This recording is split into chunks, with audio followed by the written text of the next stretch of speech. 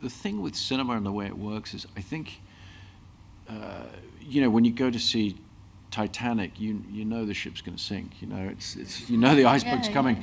but I think you enter a different world, and that foreknowledge occupies a different space in your brain. It's not literal. I don't know what's going to happen. Whereas if internally in the film, let's say Cameron had decided to, you know, begin with the iceberg hitting the ship and then flash back, or, you know, whatever, that would weigh heavy in a different way. You know, it's really about what's within the text of the film in a way that you're judging. And so, with Dunkirk, for example, you know, the suspense, we just treated it the way we would have with a fictional story.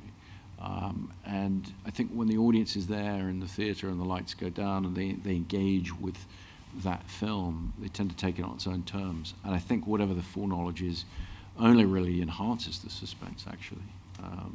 Yeah. In other words, you're sort of giving people the feeling that, yeah, they know that it's going a particular place, but it seems impossible that it's going to get there.